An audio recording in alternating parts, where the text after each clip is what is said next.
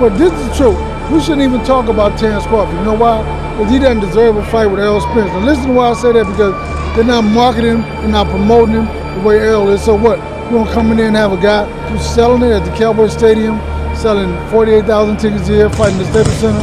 Listen, so he doesn't deserve, because he has the name and credentials, but not enough of the clout and the people in the fan base.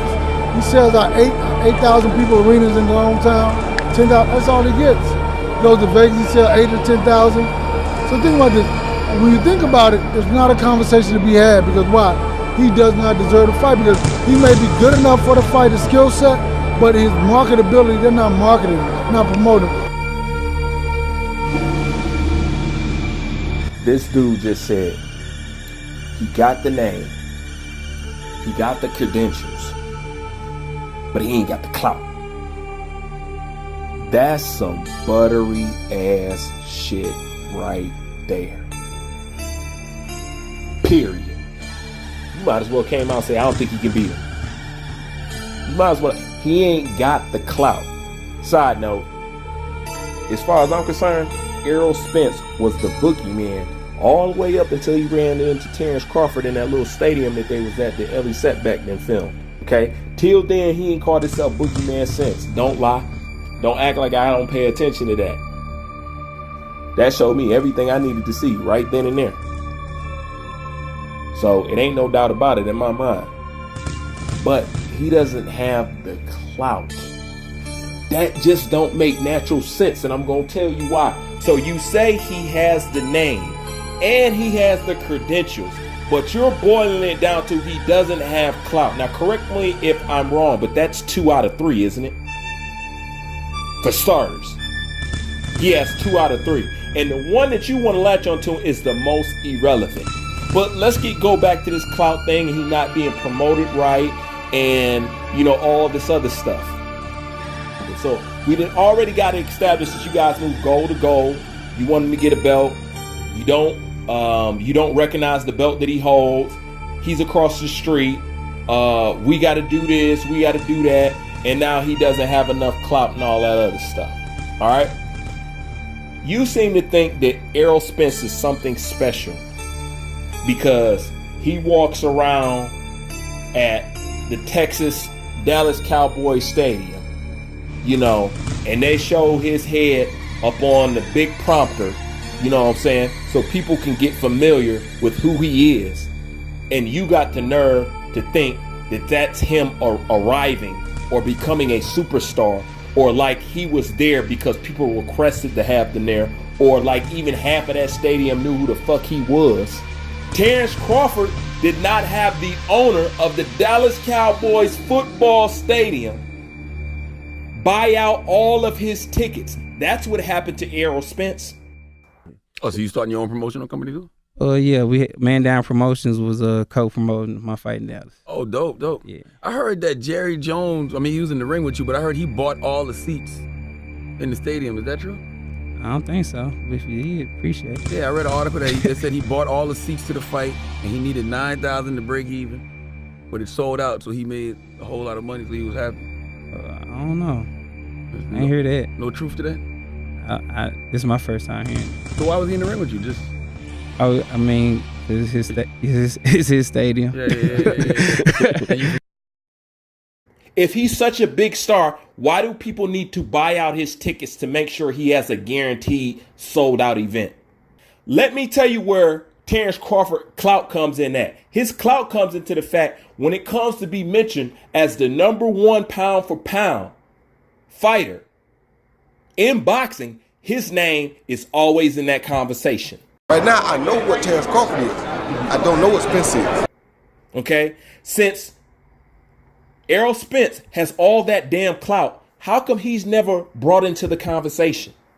He's not breaking through number 3, number 4, none of that. So if he's so much popular, and it's so much about clout, because you say he got the name, you say he got the credentials, he just doesn't have the clout, okay? Terrace Crawford has the clout with the majority of people in the boxing game. Listen to any of the boxers of the yesteryears from the 90s. They all agree Terrence Bud Crawford is that guy. Okay? So with all that clout that Errol Spence got, all that resume stuff that Errol Spence got, he's not mentioned when it comes to being pound for pound. And this is going to be my nail in the coffin, Derek James. Okay. What does it look like when a person who is barely promoted, that they do nothing for, that basically sits in the shadows and who you say is not worthy? What does it look like with his name being mentioned as pound for pound number one? Somebody who does not get promoted, okay, over a person who you said has more juice, has more clout, showing up at basketball stadiums and all this other stuff and signing autographs. With all that attention, okay, with all that exposure, with all this, I beat Kell Brook, I beat Chris Algieri, with all that, and yet it's still, when it comes to pound for pound conversation, your fighter is nowhere in the conversation. But the fighter who doesn't get promoted, who nobody knows about, who Bob Arum kicks to the side, is always mentioned. Now, this is the interesting thing. How does a man that doesn't get promoted, that is not popular, always mentioned in the pound for pound conversation? So let me ask you a question.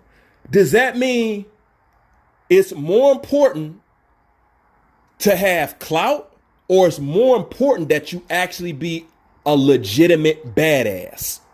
I want to know, because if anything, if Terrence Crawford's name can get mentioned in the pound for pound conversation more than Errol Spence, that lets you know that this whole talk about clout is irrelevant, because even with all the clout that Errol Spence got, you know what I'm saying, he can show up to all the Dallas Cowboy Texas games that he wants.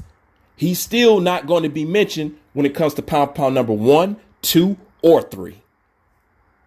That's just the facts. But one thing's for sure, you have made it abundantly clear to me, you don't believe that Errol Spence can beat Terrence Crawford. You don't believe the style that you adapted to Errol Spence is good enough to beat Terrence Crawford, because anytime you, his trainer, is talking about clout over a skill set and a name, then that tells me everything I need to know right there. You know, you just looking to get a shoe in for another trainer of the year or something like that. You know what, Derek James, I guarantee you, you cannot produce another Errol Spence. I guarantee you won't. You cannot produce another Errol Spence. That's the telltale signs of a good ass trainer. Somebody who's took people to the promised land repeatedly. That's what Emmanuel Stewart did. That's why he's one of the best trainers that ever lived. You let that trainer of the year shit go to your head. Okay? You guys need to put that drink down. Okay? Get all that helium out of your head and come back down to reality, because you're not smart enough to know that what you just did exposed your man Errol Spence as being straight up soft. Whether it's him or not, you, his team, you, Al Heyman, you guys don't believe in him, because just like Kenny Porter said, the matchmaker job is to make sure he finds you opponents that makes you look good. So when you guys don't want to make a fight and another guy does, that lets me know your matchmaker don't think you can beat him, along with your trainer. Bruce Vane, I'm out.